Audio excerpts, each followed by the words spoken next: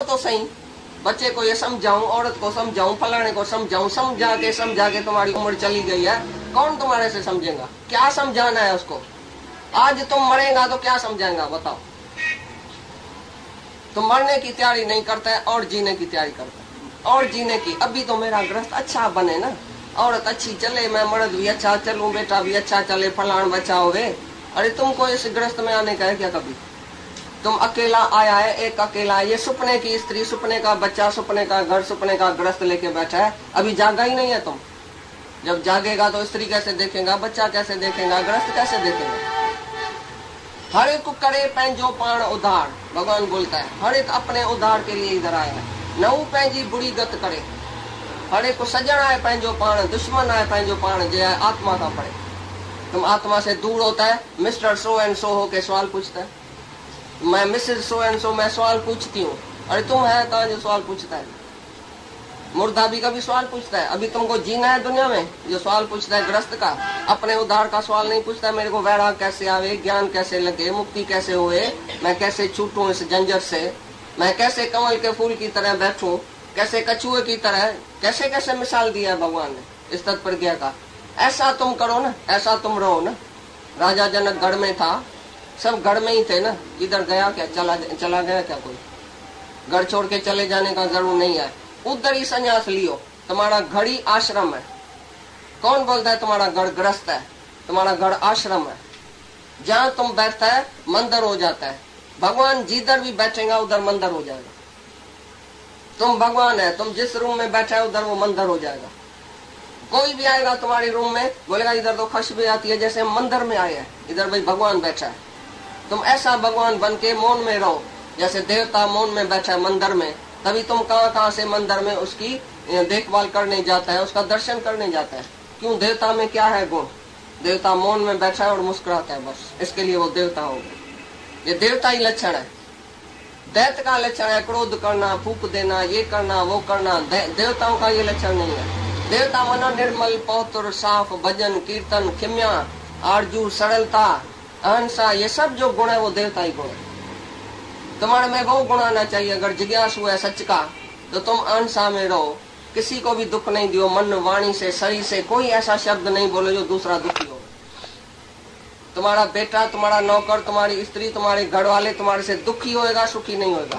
नहीं तो तुम सब चिट्ठी लिखा के आओ हमारे पास, भाई तुम्हारा कहना उसको पसंद है, तुम्हारे घर वाले सब राजी है, वो भी देवता है। देवता तुम्हारे से प्रसन्न नहीं होएगा तो तुमको कभी कुछ नहीं करेगा।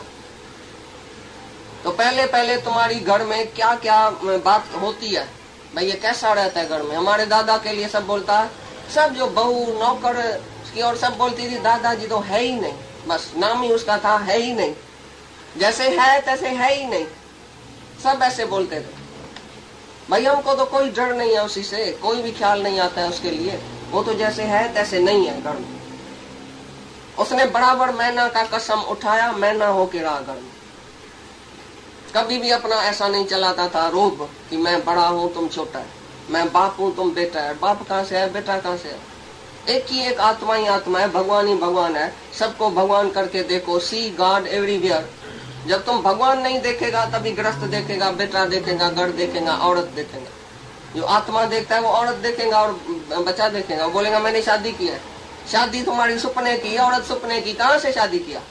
पढ़ाई औरत से तुम चलता है। ये तुम्हारी औरत नहीं है, ये तुम्हारा बच्चा नहीं है, ये सपने की सामग्री है। तुम जागो तो सपना सपना हो जाएगा, जागो तो तुम एक अकेला रह जाएगा। तुम ही है बस, एक ही अकेला मैं आया हूँ, मैं एक अकेला आत्मा हूँ, मैं भगवान हूँ। जहाँ था मैं ही तो हूँ, मैं ही निराकार से ये साकार बन के आया हूँ। ये मेरी सृष्टि है, कल्पना की सृष्टि। ये तुम्हारा जो भी सृष्टि है, जो अंदर की सृष्टि है, वो कल्पना की है, झूठी है। ये घटना एक कहानी है, बाकी है क्या? जगत एक कहानी है। रात का सपना है, रैन का सपना, तुम सपने में आ गए। जब भी तुम सवाल पूछते हैं हम समझते हैं तुम सोए पड़े, अभी तक जागा नहीं। जो आत्मा में रहता है वो जागता है, जो देह में आया माना सपने में आया। देह अध्यासी सपने में है, अभी तक सपने से ही बड़बड़ाता है। जो भी तुम्हारा सवाल है सपने का है, नींद का है, अज्ञान का है। जब तुमको ज्ञान आएगा, तुमको ज्ञान अंदर जागेगा, तभी तुम आत्मा का ही सवाल पूछेगा बस। आत्मा कैसे सर्वत्र है, आत्मा कैसे न्यारा है, मैं कैसे न्यारा हूँ, मैं कैसे 3 अवस्था से न्यारा हूँ, मैं 5 कोष से कैसा न्यारा हूँ, मेरा कारण शरीर क्या है, स्थूल शरीर क्या है, मैं कैसे उनसे छूटूं। बस अपने लिए, अपने उद्धार के लिए वो सवाल पूछेगा। वो है मुमुक्षु, वो है जिज्ञासु। बाकी अभी तक जो ग्रस्त का सवाल पूछता है वो जिज्ञासु भी कैसे है। उसको भगवान चाहिए, तुमको भगवान चाहिए। इधर आया है हमारे घर में भगवान लेने के लिए और पूछता है ग्रस्त का सवाल। भगवान का सवाल तो एक भी नहीं पूछता है, भाई मेरे को भगवान कैसे मिले, मैं कैसे सर्वत्र भगवान देखूं, मेरे को वो नजर दियो। अरे इस आंख से तुम भगवान नहीं देखेगा, इस आंख से स्त्री बेटा देखेगा। ये आंख तुम्हारी बंद होनी चाहिए। अंधा होके दुनिया में चलो, बहरा होके चलो और गूंगा होके चलो। तुम अभी देखता है, दुनिया देखता है, जगत देखता है, जगत दिखाई देता है भ्रम के आधार से। तुम्हारे को अभी भ्रम है तो जगत है, जो ब्रह्म में है वो जगत नहीं देखता है। ब्रह्म ज्ञानी का अपेक्षण सब ब्रह्म, जो ब्रह्म है वो ब्रह्म देखता है, सामने वाला भी ब्रह्म ही है, भगवान ही है। और जो अपने को शरीर मानता है वो सामने वाले को भी शरीर मानता है और शरीर का ही सवाल पूछता है। पहले तो तुम अपने से पूछो तुम कौन है। सवाल पूछने वाला पहले तुम कौन है, तुम मिस्टर है या आत्मा है। मिस्टर है तो सवाल पूछेगा ही रहेगा, अंत तक सवाल का जवाब नहीं मिलेगा, प्रॉब्लम सॉल्व ही नहीं होगा। अगर तुम देह है तो देहधारी कितना भी सवाल पूछेगा कभी नहीं उसको तिरुपति आएगी। सवाल उठता ही रहेगा, उठता ही रहेगा, भ्रम उठता ही रहेगा। लेकिन जब तक तुम आत्मा में नहीं रहेगा, निश्चयात्मक बुद्धि नहीं होगी, तब तक भ्रम ही रहेगा। भ्रम जाता है ब्रह्म का ज्ञान से। भ्रम है 4 नुक्ता है भ्रम का। भे माना 4 नुक्ता और ब्रह्म का 1 नुक्ता होता है। जो भ्रम का 4 नुक्ता है उसमें 3 है त्रिगुणी माया, उसको निकाल दियो, बाकी 1 है ब्रह्म। 1 नुक्ते से जो सभी इल्म का मतलब मिल गया। कागजे को बोझे को सर पर उठाए तो क्या जरूर, दिल में दिल भर मिल गया, काबे में जाए क्या जरूर। तुम तो गंगा जी में जाता है, अरे दुई से तुम पाक पौत्र हो गया तो गंगा नहाए क्या जरूर। तुम्हारा द्वैत चला जाए, दुई चली जाए कि मैं जुदा ये जुदा, मैं पुरुष हूं तो ये स्त्री है, ये द्वैत है तुम्हारा। इसी द्वैत से पहले पाक हो जाओ तो इधर ही गंगा जी का स्नान है। तुम कागज का बोझा लेके चलता है, होशियारी लेके चलता है, वो सब होशियारी तुम्हारी असल नहीं चलेगी इधर भगवान के पास। भगवान के पास तो कोड़ा कागज लेके आओ, साफ पौत्र दिल। पौत्र दिल में ही पौत्र भगवान बैठता है। जिसके अंदर होशियारी और चतुरता आ गई उसके अंदर भगवान नहीं आएगा। तो तुम अभी उद्धार अपना करो, अपने लिए ही सवाल पूछना, कभी भी दूसरे का सवाल नहीं पूछना। दूसरा दुनिया में है ही नहीं, तुम एक ही आया है दुनिया में अकेला, अपने लिए, अपने उद्धार के लिए आया। अपने उद्धार का सवाल पूछो, हल। 3000 का मैनेजर रखे, उसको बोलो क्रोध करते ही चलो, लेकिन तुम तो छूट जाओ। क्रोध के लिए दूसरा कोई आदमी रखो मैनेजर, वो करेगा जिसको आता बोला है। नहीं मैं ऐसा नहीं कर सकता। एक दिन उसको ब्लड प्रेशर हुआ, दिल की 3-4 बार उधर मिल में गिर गया बेहोश हो के, एक बार अटैक हुई, दूसरे बार मर गया। इतना बंगला बढ़िया बना के रखा है, पैसा सब इधर ही छोड़ के चला। रिच एंड डाई रिच, जो कम वक्त आदमी होता है, गुरु को अभी कहना नहीं मान सकता है, वो ऐसा ही कम वक्त होके मर जाता है। रिच होके मर गया, लेकिन कहना नहीं मान, रोक नहीं सकता है, कंट्रोल नहीं कर सकता है। भाई मिल में इतना नौकर है तो जरूर क्रोध करूंगा तभी नौकर काम करेगा। दादा ने बोला क्रोध के लिए एक नौकर रखो जुदा। गुण धारने का है। खिमिया का मतलब है तुम्हारा छोटा चाहे बड़ा कितना भी अपराध करे तो तुम उसको खिमिया माना माफी दे दियो। जिज्ञासु का लक्षण है। बाकी गृहस्थी का जो लक्षण है क्रोध करना, कुछ भी करना, काम क्रोध लोभ मोह अहंकार में गृहस्थी तो रहते ही है। लेकिन जिज्ञासु, जिसको जिज्ञासा है आत्मा पाने की, परमात्मा पाने की, उसको बिल्कुल क्रोध नहीं करने का। ये अष्टावक्र गीता में पहले लिखा पड़ा। भाई विषयों को जहर समान त्याग और खिम्या, पहला गुण जो वीरता का, बड़े में बड़ा वीर बहादुर है वो खिम्या करता है। खिम्या माना दूसरे से कष्ट मिले और तुम उसको माफी दे दियो, भूल जाओ। फॉरगेट एंड फॉरगिव एवरीथिंग, ये जिज्ञासु का काम है। अगर शांति चाहिए तो, शांति नहीं चाहिए तो तुमको तो फ्री है, जाके क्रोध करो, कुछ भी करो, जाके खून करो किसी का, तो गृहस्थी कुछ भी करे। लेकिन इधर बात है तुम जिज्ञासु है तुम सच्चा मुमुक्षु है तो तुमको क्रोध नहीं करने का और क्षमा का गुण धारण करने का। तो मैं उसी होटल में फिर जाके वो समोसा खाऊं या नहीं? कहाँ भी तुम कोई चीज अच्छी खाता है, घर में ही फलानी फिर ये बनाना, उसी दिन बहुत अच्छी चीज बनाई थी, तो दूसरा वारी तुमको खाने की दिल होती है, माना ये आ सकती है। किसी लड़की को, सुंदर लड़की को रास्ते में देखा, दूसरा वारी क्यों देखा? एक वारी देखा ठीक है भाई भगवान है, दूसरा वारी देखा ये आ सकती है, पीछे मुड़ के देखा ये जबरदस्त आ सकती है, अंत तक लड़की को देखा ये मर गया तुम उसी के पीछे।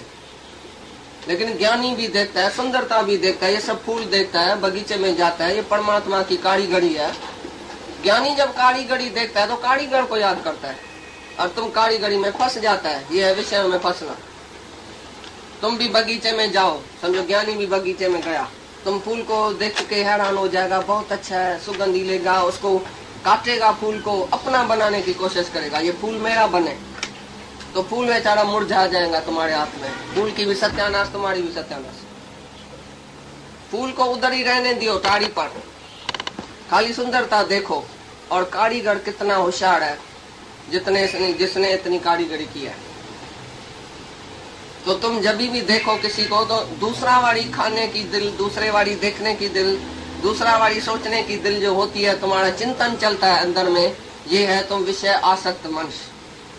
लेकिन ज्ञानी विषय में विचरण करता हुआ भी राग द्वेष को प्राप्त नहीं होता है। राग द्वेष जिसके अंदर नहीं है, नहीं किसी को खास वर्णदर कोई चीज है, नहीं अणवर्णदर है, नहीं किसी में वो फंस जाता है और नहीं किसी से द्वेष करता है, ये मेरे को नहीं चाहिए, ये चाहिए, ये बहुत अच्छा है, ये बहुत खराब है, उसके नजर में नहीं अच्छा है नहीं खराब है। ब्रह्म ज्ञानी का सहज स्वभाव, उसका खाना पीना चलना फिरना सब दूसरे के फायदे के लिए होता है। वो खाना पीना खाता है इसके लिए जैसा शरीर तंदुरुस्त रहे कि दूसरे की सेवा कर सके सबकी, और तुम खाना पीना खाता है जीने के लिए, जास्ती मैं जीऊं, जास्ती मैं मजा लूं, इसके लिए तुम खाना पीना खा के तंदुरुस्त होता है। और जब भी ज्ञानी खाता भी है, पीता भी है, सोता भी है, घूमता भी है, तुम सब सुख के, तुम्हारे सुख के लिए। तो ज्ञानी निष्काम है, इसके लिए उसको कोई भी विषय विकार फंसा नहीं सकता। और तुम सकामी है, तुमको फल की इच्छा है, तुमको कुछ चाहिए दुनिया में, इसके लिए तुमको जरूर उसमें विषय आसक्त तुम हो जाएगा और फंस जाएगा उसमें। तो ये साधक की बात है। साधक कैसे ज्ञानी होता है भाई? वो राग और द्वेष जो इंद्रियों का धर्म है, राग और द्वेष, तो नहीं राग में फंसता है नहीं द्वेष में फंसता है, ना किसी से दोस्ती ना किसी से वैर, नहीं कोई विषय में वो आसक्त होता है ये जरूर चाहिए, और नहीं किसी के बोलता है ये नहीं चाहिए। तुम्हारे पास कोई आदमी आएगा बोलेगा ये बलि करके आया, कोई आएगा बोलेगा क्यों आया, ये बहुत अच्छा है। राजा आएगा तो तुम बड़ी कुर्सी पर बैठाएगा क्योंकि ये शाहूकार है, उसको चार चेयर भी खिलाएगा, और जो गरीब बेचारा आएगा उसको बोलेगा ठीक है पापड़ पानी खिला के निकालो इसी को, ये क्यों काहे के लिए? तुम जब भी राजा आवे तभी पापड़ पानी भी नहीं खिलाओ, हम देखेंगे तुमको लिहाज है, अंदर में डर है, तुम किसको शाहूकार किसको गरीब समझता है, किसको बड़ा किसको छोटा समझता है। लेकिन ब्रह्म ज्ञानी के सामने राजा आए चाहे रंग का आए, दोनों के लिए एक समान है उसकी दृष्टि। नहीं राजा को देख के हर्षित होता है भाई शाहूकार आदमी हमारे पास आया। अरे तुम्हारे संत साधु भी ऐसे ही है, जब शाहूकार आदमी जाता है तो उसको सोनी कुर्सी देता है, ऊपर चढ़ा के भाई फलाना मल आया है, इधर आओ इधर आओ। भाई इधर क्यों आओ? क्योंकि राजा है, क्योंकि फलाना मल है, क्योंकि चंदा चीरा देता है, क्योंकि पैसा बहुत देता है, इसके लिए उसकी इज्जत है। गरीबों की तुम्हारे संत साधुओं के पास भी इज्जत नहीं है। जैसे तुम है तैसा ही तुम्हारा ऋषि मुनि है, तुम्हारे संत साधु है। लेकिन ब्रह्म ज्ञानी के आगे चाहे ऋषि आवे, चाहे मुनि आवे, चाहे साधु आए, चाहे चोर आवे, चाहे राजा आए, चाहे भिखारी आए, वो एक ही आत्मा करके देखेंगे। जो उसका भगत होएगा उसको, उसके लिए उसको इज्जत है बराबर। भगवान बोलता है सब में मैं हूँ, तो भी मेरा जो भगत है, जो मेरी भक्ति करता है, जो मेरे ही परायण होके रहता है, और जो मेरे में ही उसका ध्यान है सारा दिन, मेरा भी ध्यान उसमें है, मैं भी उसका ही स्मरण करता हूँ। गुरु नानक साहब को स्मरण दिया है फोटे में, तो तुम बोलता है गुरु नानक अल्लाह को, परमात्मा को स्मरण करता है। गुरु नानक काय के लिए स्मरण करेगा? वो किसका स्मरण करता है? भगत का। भाई फलाना क्यों नहीं आया है, फलाना किधर कौन सी माया में चला गया, किसकी कौन सी दुबड़ में चला गया, उसको याद करेगा, उसको बुलाएगा, उसका स्मरण करेगा। भगवान बोलता है मैं अपने भगत का स्मरण करता हूँ। हम भक्तों के भक्त हमारे, सुन अर्जन प्रतिज्ञा हमारी। ये हमारी प्रतिज्ञा है